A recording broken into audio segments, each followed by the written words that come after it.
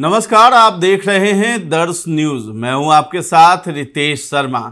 बिहार में शिक्षा विभाग और उससे जुड़े हैं अपर मुख्य सचिव के पाठक। के पाठक इन दिनों एक अलग ही मूड में नजर आ रहे हैं और वो लगातार शिक्षकों पर अपना डंडा चलाते हुए नजर आ रहे हैं। कभी सैलरी काटते हैं तो कभी आदेश देते हैं, अलग अलग फरमान निकाल रहे हैं। लेकिन इस बीच जो है शिक्षा विभाग में बड़े घोटाले की बात भी सामने आ रही है, जिसे शिक्षक नेता भी खूब जोर शोर से उठा रहे हैं और कोर्ट में इस मामले को ले जाने के लिए भी तैयार हैं। हम उस पर भी बात करेंगे, लेकिन सबसे पहले जान लेते हैं कि आखिर ये घोटाला क्या है। तो बिहार में शिक्षा विभाग के द्वारा कुछ लोगों को टेंडर दिया जाता है, जिसमें कि स्कूल के बेंच डेस्क से लेकर जो स्कूल बैग होते हैं और जो किट होते हैं बच्चों के लिए पढ़ाई के लिए, उन सभी में एक घोटाले की बात सामने आ रही है और हम ये पिछले दिनों से लगातार उठा रहे हैं इस मुद्दे को। तो घोटाला आखिर कैसा, तो डेस्क बेंच में कैसा घोटाला हो सकता है? तो दरअसल जो डेस्क बेंच आपको 2,000-2,500 रुपये में मिलता है, वो 5-5 हज़ार रुपये में खरीदे जा रहे हैं और उसकी गुणवत्ता भी बहुत ही खराब है। यानी कि 1 से 2 बार बैठते ही बेंच और डेस्क टूट जाते हैं। तो आखिर इसके पीछे जवाबदेही किसकी है? यानी के पाठक के नाक के नीचे से इतना बड़ा घोटाला हो रहा है। जो स्कूल बैग 500-600 रुपये तक लिए जा रहे हैं उसके, जो कि 150-200 रुपये में उपलब्ध हो सकता है, लेकिन उसकी कीमत जो है बहुत ज़्यादा ली जा रही है। उसके बाद किट की बात कर ले तो 1100 से 1300 रुपये ली जा रही है, जबकि 500 से 600 रुपये स्कूल बैग और किट की कीमत बताई जाती है। जो शिक्षक नेता बहुत बार वायरल भी हुए हैं, बैठ करके क्लासरूम में वो बता रहे थे, इस घोटाले का जिक्र कर रहे थे। तो चर्चा ये हुई कि लालू यादव का जो चारा घोटाला था, जो उन्होंने किया था, उससे भी कहीं ज़्यादा बड़ा घोटाला ये सामने आया है, जिसमें 950 करोड़ रुपए से ज़्यादा का घोटाले का बात चल रही है। तो अभी जो ताज़ा मामला है वो भागलपुर के स्कूलों में मिड डे मील योजना के लिए स्टील प्लेट की खरीद में घोटाले की बात है। उसमें अनियमितता बरती गई है और ये घोटाला उजागर हो रहा है। बच्चों को पौष्टिक भोजन उपलब्ध कराने के उद्देश्य से बनाई गई इस योजना में घटिया प्लेटें महंगे दामों पर शिक्षा विभाग खरीद रहा है, जिससे भ्रष्टाचार और धोखाधड़ी सामने आ रही है। स्थिति यह है कि इस खरीद में करोड़ों रुपए का घालमेल किया जा रहा है। बिहार में शिक्षा विभाग के अपर मुख्य सचिव के पाठक विभाग में पारदर्शिता का कितना भी दावा कर लें, अधिकारी भ्रष्टाचार करने से मानने वाले नहीं है। शिक्षकों से बातचीत करने पर पता चला है कि स्कूलों में हुई बेंच डेस्क की खरीद और थाली खरीद में करोड़ों का घोटाला हुआ है। बस इसकी जांच हो जाए तो दूध का दूध और पानी का पानी हो जाएगा। शिक्षकों के मुताबिक स्थिति यह है कि के पाठक की नाक के नीचे शिक्षा विभाग की स्थापना और जिला शिक्षा पदाधिकारियों ने बड़ा खेल किया है। यानी के पाठक के जो अधिकारी हैं वही बड़ा खेल कर रहे हैं। थाली खरीद में करोड़ों के लेन देन का पता चला। ये सारा भ्रष्टाचार एजेंसियों से मिलीभगत करके किया गया है, लेकिन किसी की हिम्मत नहीं है कि इन अधिकारियों के खिलाफ कार्रवाई कर सके। जिलों में शिक्षा विभाग के पदाधिकारी के पाठक के नाम पर डराकर हेडमास्टरों से अनाज के अलावा बाकी चीजों की वसूली कर रहे हैं। इतना ही नहीं, हेडमास्टर को निलंबित करने और स्कूल में खामी निकालकर वेतन रोक देने की धमकी भी दी जा रही है। के पाठक की नाक के नीचे से सारा खेल चल रहा है। ताजा मामला भागलपुर से जुड़ा हुआ पाया गया है। अधिकारियों की करतूत ऐसी है कि अधिकारी एजेंसियों के साथ मिलकर सरकारी स्कूलों की योजनाओं में अनियमितता बरतने की पूरी कोशिश कर रहे हैं। सबसे ताजा मामला भागलपुर का है, जहां स्कूलों में मिड डे मील यानी MDM के लिए स्टील प्लेट खरीदने में अनियमितता बरती गई है। अनियमितता हर स्तर पर हुई है।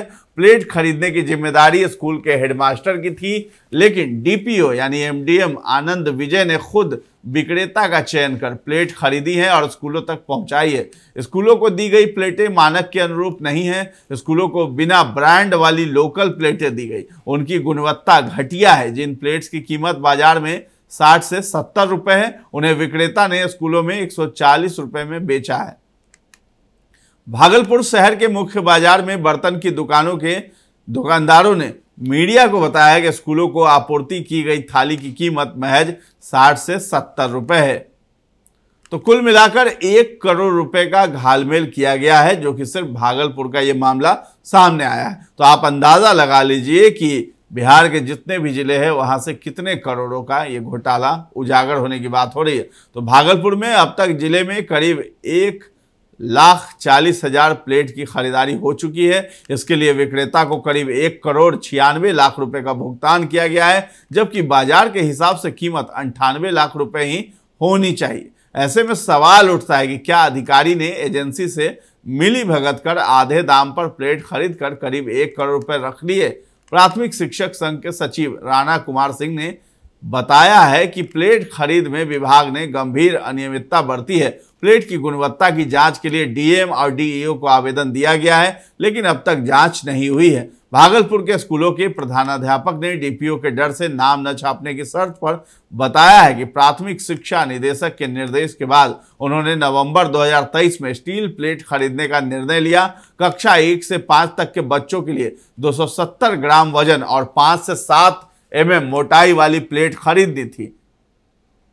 शिक्षकों के मुताबिक प्रति प्लेट की कीमत 120 रुपए निर्धारित की गई थी। वहीं कक्षा 6 से 8 तक के बच्चों को 300 ग्राम वजन और 5 से 7 mm मोटाई वाली स्टील प्लेट दी जानी थी। प्रति प्लेट की कीमत 140 रुपए निर्धारित की गई थी। प्लेट खरीदने का काम शिक्षा समिति और प्रधानाध्यापक को सौंपा गया। उपयोगिता प्रमाण पत्र भी देना था। शिक्षकों ने बताया है कि डीपीओ ने खुद विक्रेता का चयन किया, थाली खरीदी और स्कूलों तक पहुंचा दिया। उन्होंने प्रधानाध्यापक पर दबाव बनाकर कागजात पर हस्ताक्षर करा लिए।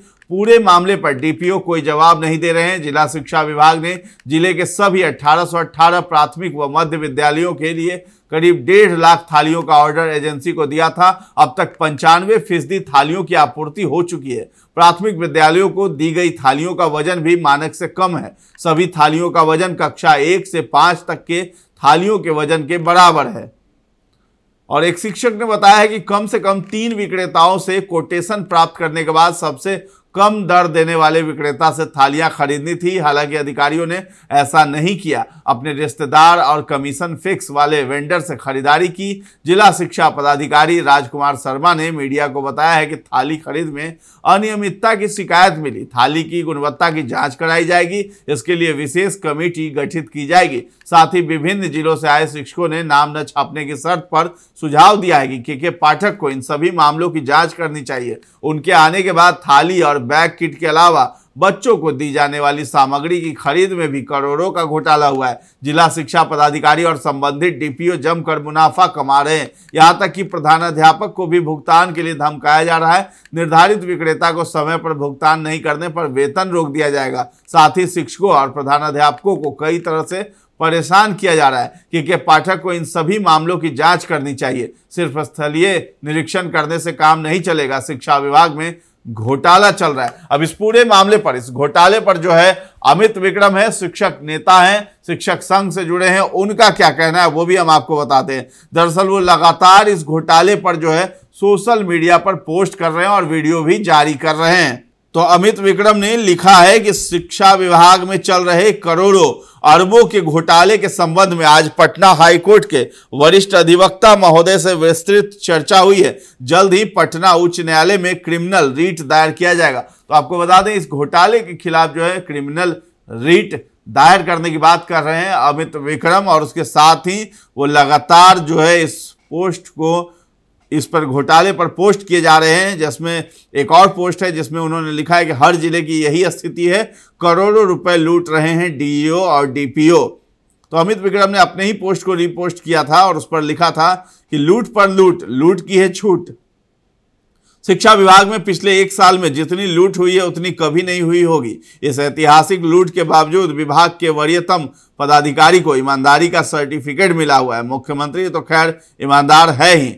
तो एक पेपर का कटिंग है जिसमें 70 की थाली 140 रुपए में खरीदी, डीपीओ ने 1 करोड़ डकार लिए। तो इसी बात को हम भी दोहरा रहे थे। इसके बाद भी वो लिख रहे हैं कि शिक्षा विभाग में हो रहे घोटाले का भी जांच होगा क्या मुख्यमंत्री जी? इतना जो गड़बड़ कर रहा है उस सब का क्या करना है? सब डीईओ डीपीओ माल कमा कमा कर मोटा गया है, करोड़ों कमाया है पिछले 1 साल में, उन पर कुछ कार्रवाई नहीं करेंगे। तो दरअसल नीतीश कुमार मंच से भाषण दे रहे थे और उस भाषण में जो है उन्होंने तेजस्वी और आरजेडी को चेतावनी दी। बोले ये लोग खुद कमाने के चक्कर में लगा रहता है, अभी चुनावा को होने दीजिए, हमारे साथ कोई था जो गड़बड़ किया है, सबका जांच होगा, यही तो पता चला तो छोड़ दिए हम उनका साथ। इसी पर जो है अमित विक्रम ने ये ट्वीट किया है कि घोटाला जो हो रहा है 1 साल में जो कमाया है करोड़ रुपया, उसकी जांच आखिर कौन करेगा। तो तेजस्वी पर तो जांच करवाने की बात कह रहे हैं नीतीश कुमार, लेकिन शिक्षा विभाग में जांच कराने की बात आखिर क्यों नहीं कह रहे हैं। तो ये जो है अमित विक्रम का आरोप है। और उससे पहले भी उन्होंने कल ट्वीट किया था जिसमें लिखा था कि माननीय मुख्यमंत्री नीतीश कुमार जी के गृह जिले का ये हाल है तो सोचिए बाकी जिलों की क्या स्थिति होगी। शिक्षा पदाधिकारियों ने लूट मचा रखी है। आश्चर्य की बात है कि तेजस्वी यादव और उनकी पार्टी आरजेडी भी करोड़ों के इस भ्रष्टाचार के मुद्दे पर कुछ नहीं बोल रहे हैं। तो एक पेपर का फिर से कटिंग जो है अमित विक्रम ने डाला जिसमें लिखा कि कई स्कूलों में बेंच डेस्क की आपूर्ति नहीं तो कहीं गुणवत्ता ही नहीं है। तो ये सब आरोप जो है शिक्षक नेता लगातार लगा रहे हैं और घोटाले की जांच की बात कह रहे हैं और कोर्ट में जो है के पाठक को घसीटने वाले हैं। फिलहाल कोर्ट के चक्कर भी अभी के पाठक को लगाने पड़ेंगे क्योंकि जो है 9 मई को उन्हें मुजफ्फरपुर के सीजेएम कोर्ट में हाजिर होना होगा। हालांकि उस दिन सुनवाई होगी, उसके बाद कोर्ट क्या फैसला देता है यह भी देखने वाली बात होगी, क्योंकि जिस शिक्षक की मुजफ्फरपुर में मौत हुई थी हीट वेव के चलते, उसमें भी 9 मई को सुनवाई होनी है। और इधर जो है अमित विक्रम, अब शिक्षक नेता, वो अब जा रहे हैं घोटाले की जांच करवाने को परेशान दिखाई दे रहे हैं और जांच करवाने की बात कह रहे हैं। और जो है हाईकोर्ट के वकील से भी उन्होंने बात किया है और क्रिमिनल रीट जो है वो दायर करेंगे हाईकोर्ट में। फिलहाल इस खबर में इतना ही है। इस घोटाले को लेकर और के पाठक को लेकर आप क्या सोच रखते हैं, ये सब हमें कमेंट सेक्शन में जाकर के जरूर बताएं और हमारे चैनल को अब तक सब्सक्राइब नहीं किया है तो कर लीजिए। धन्यवाद।